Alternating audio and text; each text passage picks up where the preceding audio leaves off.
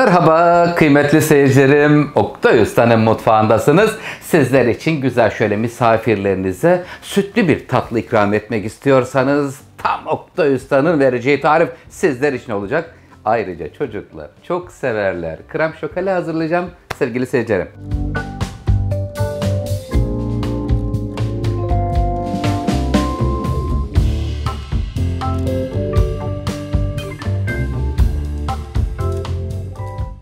Krem şokolada neler var malzemeler olarak? Son derece yapımı kolay.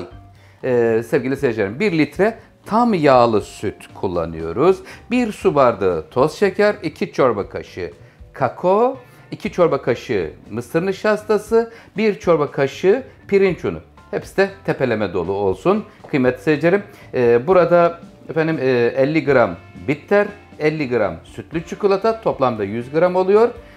Şurada 1 çorba kaşığı tereyağına ihtiyacımız var. Üzerine süslemede frambuaz olur, kiraz şekerlemesi olur. Bir de yeşil fıstık. İsterseniz biraz da şöyle rendelenmiş çikolata parçaları da güzel olur. Böyle çıtır çıtır çikolatalar da gelirse ayrıca güzel olur. Şimdi önce tencerenin içine Bismillahirrahmanirrahim diyor. Şeker, pirinç unu, nişasta, kakaoyu alıyorum. Peşinden sütü vereceğim. Bismillahirrahmanirrahim. Önce kurular geliyor. Evet efendim, toz şekeri döküyorum. 1 su bardağı. Eğer az şekerli seviyorum Oktay Usta derseniz mutfakta çareler bitmez. O vakit bir parmak eksik yapabilirsiniz. 2 çorba kaşığı mısır nişastası. Tepeleme dolu olsun kıymetli seyircilerim. Evet. 1 çorba kaşığı pirinç unu veriyorum.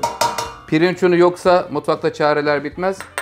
O zaman 1 tatlı kaşığı un koyabilirsiniz. Şimdi nişasta, pirinç unu, şeker alındıktan sonra şimdi kakao geliyor. Sevgiyle iniyor. Evet, kakao da indi. Şimdi hepsini bir güzel karıştırıyorum. Tüm kurular karışıyor güzelce. Ondan sonra sütü veriyorum. Ocağın ateşini yakıyor ve pişirmeye başlıyoruz.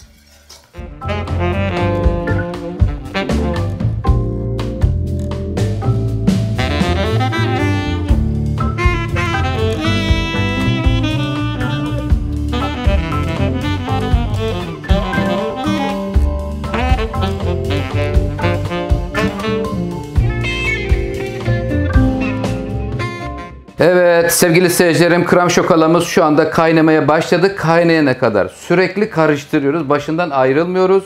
2 çorba kaşığı tepeleme dolu nişasta, 1 çorba kaşığı tepeleme dolu pirinç unuyla hazırladım. Evet, şimdi içine ilave gelecek. 2 ilave daha. Eğer vanilya seviyorsanız koyabilirsiniz. Ben vanilya koymadım. Şimdi bakın böyle kaynamaya başlayınca 2-3 dakika kaynatıp pişirelim. Çünkü kıvam da alması gerekiyor. Şimdi buraya 50 gram bitter çikolata, bakın rengini görüyoruz. Siyah. 50 gram da sütlü çikolata. Allah bayağı sertmiş. Evet, şöyle hemen çikolataları bırakıyorum. Kısık ateşte yalnız. Hızlı hızlı kaynatmayalım. Bakın çikolataları görüyoruz. Görüyor musun içinde? Parça parça çikolatalar ve buraya şimdi tereyağını da ilave ediyorum. İner misin canım sevgiyle? Evet, tereyağı da indi.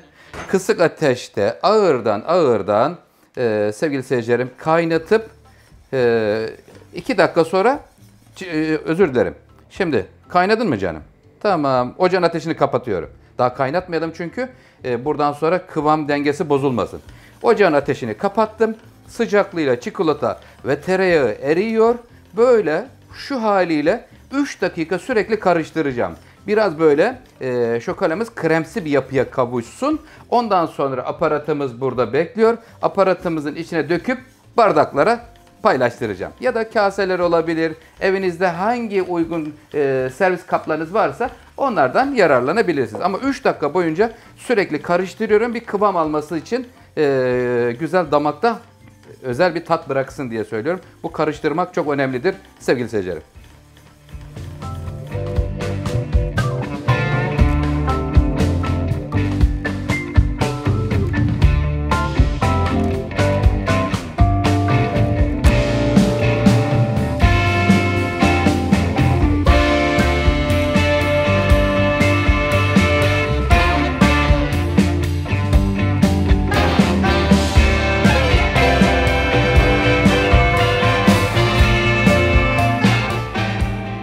Krem şokallamız sevgili seyircilerim önce oda sıcaklığında 1 saat kadar bekledikten sonra dolaba kaldırdım. 2 saatte buzdolabında bekledi kıymetli seyircilerim. Şimdi soğuk olarak servis edilen bir tatlı olup çok güzel olur. Beyaz çikolatayı rendeden çektim.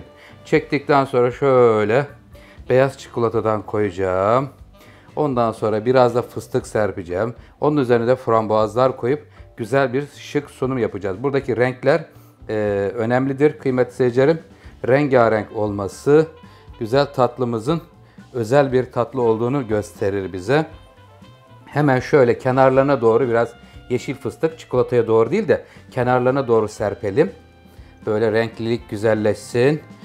Çok güzel bir tatlı oldu sevgili seyircilerim. Özel misafir ağırlayabileceğiniz bir tatlıdır. Aynı zamanda çocuklarınızın da asla hayır diyemeyeceği bir tatlıdır. Evet, tatlımız güzel pişirildi. Sonra hemen kup bardaklara dolduruldu. Oda sıcaklığında ılık hale geldikten sonra 2 saat 3 saat buzdolabında bekletiyoruz. Servise hazır hale gelmiş oluyor. Üzerine frambuaz olur, kiraz şekerlemesi olur, çilek olur. Allah ne verdiyse. İmkanlarınız, durumunuz hangisine müsaitse ondan yararlanabilirsiniz. Tatlımız şu anda servise hazırdır. Sevgili seyircilerim, nasıl oldu? Çok güzel bir tatlı sunumuyla birlikte mükemmel bir tatlı oldu. Sizler için Oktay Usta yeni tarifler, yeni lezzetler hazırlamaya devam ediyor. Allah izin verirse de devam edeceğiz. Sizler de bana yardımcı oluyorsunuz. Kanalıma abone olup, like atıp, beğeni butonuna basıp dostlarınızla paylaşıyorsunuz. Çok teşekkür ederim. Allah hepinizden razı olsun. Evlerinize bolluk, bereket, huzur olsun inşallah. Kalın sağlıcakla. Allah'a ısmarladık. Allah'a emanet olun.